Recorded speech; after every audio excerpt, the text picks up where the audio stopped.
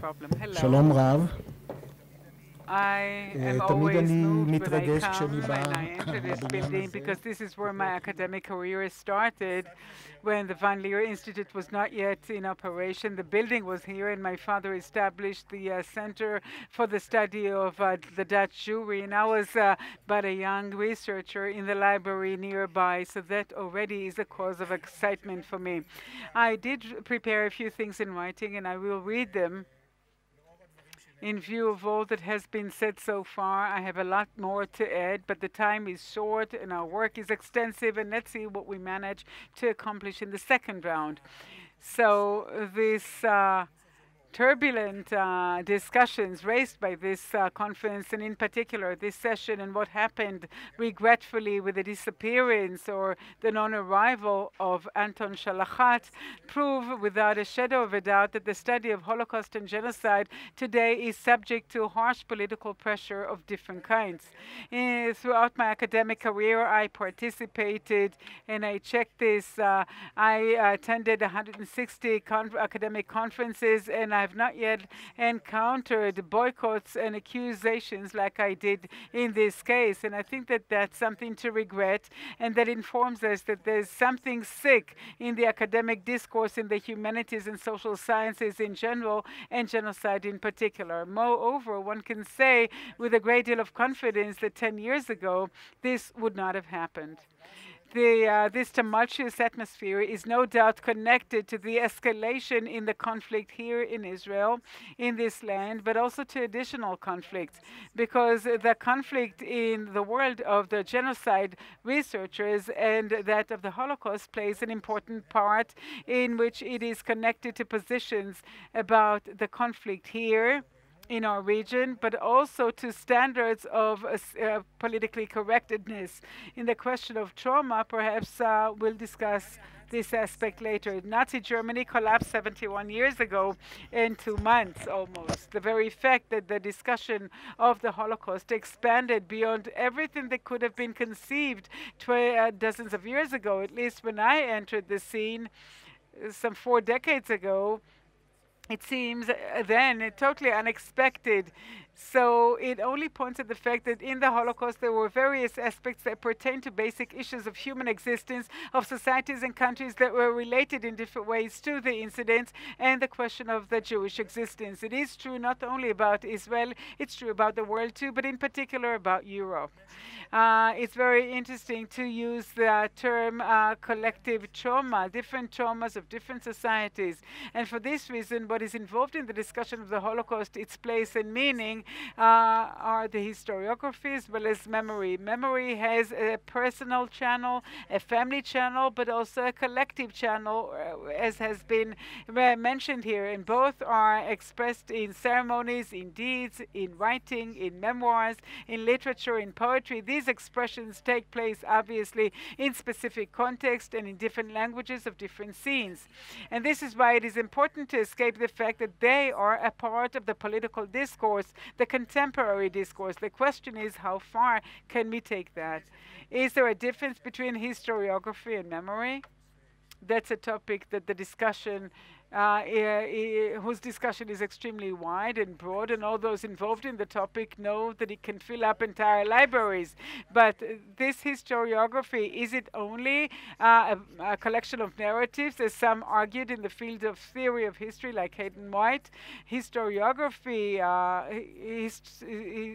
historic research is written in certain contexts, as Alon mentioned, and I, in my studies, deal extensively with the shaping of historiography in view of the context. And I'm trying to learn about the reasons and the results of the writing of certain studies. But we also have to emphasize that historic writing and the teaching of history has its own rules. It's a research discipline, and historic documentation is a very important anchor on it. You can't just write whatever you want. There is the burden of proof, and in cases of doubt, there is the duty to prove probability, because there was indeed a past that took place, and even though we never reconstruct it as such, we can present what the theoretician of history, Chris Lawrence, calls the internal reality, foundations of the reality of the past that are reflected from these things. Very often it is tough and it entails a Sisyphic effort, but we should say out loud in a very lucid voice with respect to the academic and public responsibility,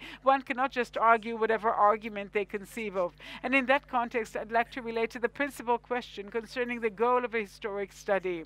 There is a recurrent argument that national historiography serves the national narrative, or the historiography of the victorious side is there to serve the victorious side. This is what was argued in the Historia Stadt in Germany in the 1980s, and it was in a way like that in historiography of the past and even today, but it was never precise as a generalization. Moreover, it doesn't have to be there that way. And in many cases, it's not at all true. Despite the fact that historians have opinions and worldviews, the product they write does not have to be commissioned or mobilized. Every decent researcher knows the joy of finding interesting things that are different, that change the basic premises that they themselves make. And this is where the responsibility of the researcher lies. And in the title of our discussion, Research and Teaching, not to give up on the professionality and the expertise in this tumultuous environment of debates, not to turn into a speaker that actually envelopes his statements by footnotes. These are things that do happen. We do encounter historians that take part in the public discourse, that reinforce their arguments with various arguments taken from their own field of research, not only here in Israel. And I see how concepts such as racism, final solution are borrowed and used in other contexts. There is racism the way we mean it today, but in the conventional discourse, any discrimination for social reasons is called racism. And when does that, one does injustice not only to history, but not only that, we do not fully comprehend the contemporary problem that we are contending with. So there's a double play with these concepts. On the one hand, one does not use these concepts in their historic, original, truthful meaning for the understanding of contemporary phenomena, but rather as bad names to stain and mar an opponent. But on the other, this pejorative content draws its meaning and power from the historic meaning. The goal of an academic historic study is to try to give tools to the contemporary person to understand how the world in which he or she lives has been shaped. And by that I vary from what you said earlier, that we need to tell a story about the past. We tell a story of the past indeed that helps us understand the present. Questions that arise from the present turn this striving toward the past, which is analyzed with the disciplinary tools that we have, in a better way or in not such a good way. In view of this understanding, I myself am trying to operate, and I appreciate and value the work of others. And when we teach history as a result in high school, and it wasn't yet mentioned here, the goal has to be to teach the students central chapters that explain the world they live in, and if we can even offer them tools for self-study later on. And the person who headed the subject of history in the national religious school system knows that full well. The Holocaust had far-reaching ramifications that shaped the Jewish, Israeli, Western world, and as such, there's a great deal of interest taken in it. The circumstances of the establishment of the State of Israel also has various ramifications that left scars in many. In the far past, there were events and incidents of genocides and massive violence, and there are some that take place right at this time in Syria, in Sudan, in Eritrea, and in not too long ago in Rwanda and Darfur, and even the genocide of the Armenians. And all of these are traumatic for the individual and collective victims and have ramifications and implications on our lives and our world, and this is why we should study them a lot more extensively than we do today. In that respect, everything merits serious study, but do we need to include them in one basket? Do we need, or must we compare between them, as very often is heard in our places? And this is something that I disagree with. First of all, we don't always need to compare. And by the way, most of the historic research in the world is not at all comparative. does not mean that there is a prohibition to compare, not at all. There is a very important contrastive research that is very beneficial very often, but the word comparison bears two meanings that are expressed in two different words in English: to equalize and to compare. And in that context, one may say that when you compare between the Holocaust and the Nakba, what emerges very quickly to what extent these two incidents are incomparable. Very briefly, I can say that the Holocaust did not have any conflict between two collectives. It was just an imagined one. The Jews never initiated anything against Germany, and the Holocaust was an all-European event. The events of 1948 and 1947, the violent events, and some called it the Land of Israel Civil War, had local circumstances that the Arab side had a very active preemptive part in it. The attempt to place them and include them in one conceptual basket that has been done is very serious in my view, because it is done with by people with good political intentions of reconciliation, but also from that demand of moral politically correctness. Everyone carries that trauma that is immeasurable, and from that trauma we can understand one another better, we can forgive one another, and by that achieve peace. But it is because of this historic distortion that this action achieves the exact opposite goal.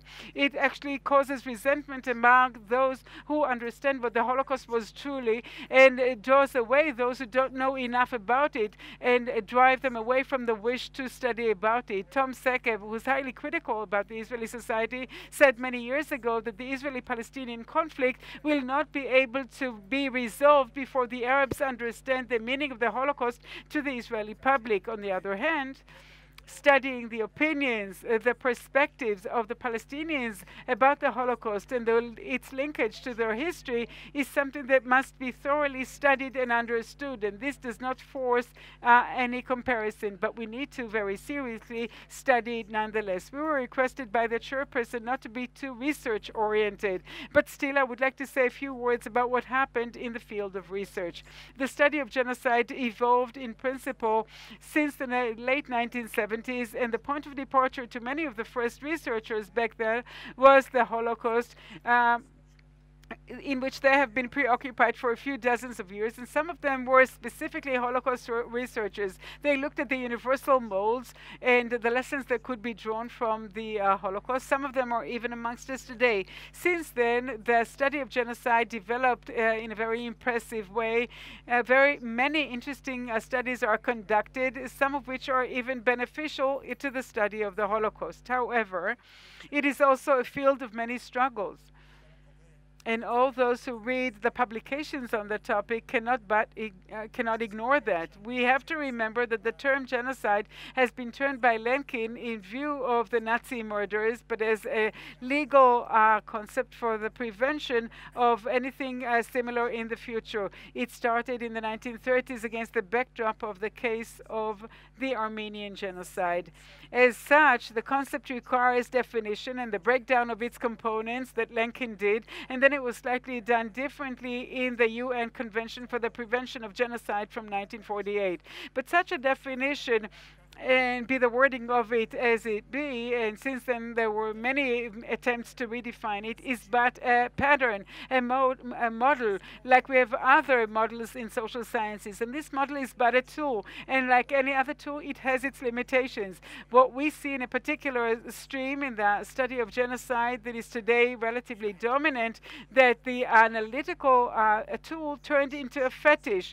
And when you try to force it upon the Holocaust, Holocaust is one case of a genocide and nothing but it. I deny this fact. I reject this idea. I believe, and I cannot elaborate on it, I wrote a lot about this and you can find it on the internet, that when it comes to the Holocaust, there is a chapter of genocide, but the Holocaust is not merely the genocide of the Jews. If you define it that way, you ignore and misunderstand a vast variety of anti-Jewish acts that took place in the Third Reich period, among them what they called Judaization, namely a self-cleansing from Jewish influence in language, in law, in culture. And even the chapter of the genocide itself has characteristics that cannot be found in any other case of genocide, which you can see specifically when you compare. in a very profound article that was written 2 years ago that analyzed comparative literature. Professor Thomas Kuning from Clark University showed how the vast majority of those who compare do not at all know the details of the Holocaust, and they rely on secondary limited literature and do not see the whole picture. The Holocaust, in my view, did have its singularity. The concept of singularity has been criticized in recent years by various researchers, but as I said, I think that it is very proper. They argued that this is not a historic term, that it's a religious term, that Jews invented this term and only attributed it to themselves because they saw themselves as singular and their history too. This is not at all true. Though criticizers actually developed, various arguments, but did not check the linguistic use of the word singular. Because this is an international debate, I'd like to bring the Oxford definition, the online Oxford. He's reading in English. It's kind, too, very special or unusual. And he carries on and explains. There is a set of adjectives, including unique, complete, equal, infinite, and perfect, whose core meaning embraces a mathematically absolute concept, and which therefore, according to a traditional argument, cannot be modified by adverbs such as really, quite, or very. For example, since the core meaning of unique is being only one of its kind, it is logically impossible, the argument goes, to submodify it. It either is unique or it is not, and there are no in-between stages. In practice, the situation in the language is more complex than this. Words like unique have a core sense, but they often also have a secondary, less precise sense. In this case, the meaning, very remarkable or unusual, as in a really unique opportunity. In its secondary sense, since unique does not relate to an absolute concept, and so the use of submodifying adverbs is grammatically acceptable. And the number of examples that you can find in the press and the research literature that you can find, and I do hope that you'll start noticing this, is so huge. And I have a few examples, but I will skip. Singular does not mean detached, disconnected, or incomparable. But the meaning of it is that it has extraordinary characteristics, and not because it's mine and not the others. Lon Confino talked about this in his book.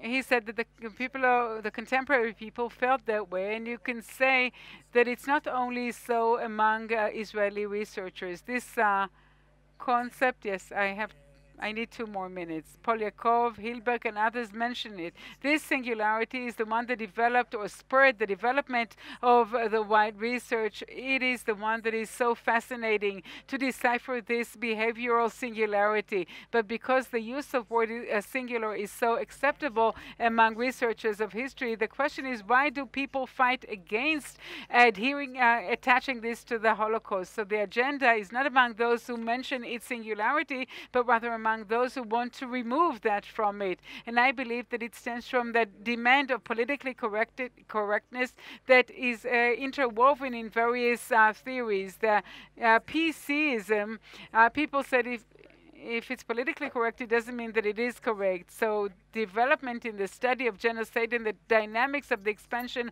of research stems from other phenomena such as in a way, settlement colonialism, but does it have to be part of the study of genocide? Some argue that it is a part of it, and some argue that there's nothing between colonialism and genocide. So in such a way, we can see how the term genocide is applied to fields that are not at all related to it, but it stems from very clear political reasons, and I won't go into this, but there are many examples for it. So what we get is an equalization of colonialism and genocide and reducing the act of the Holocaust to mass murder, and I haven't yet talked about ethnic cleansing and more.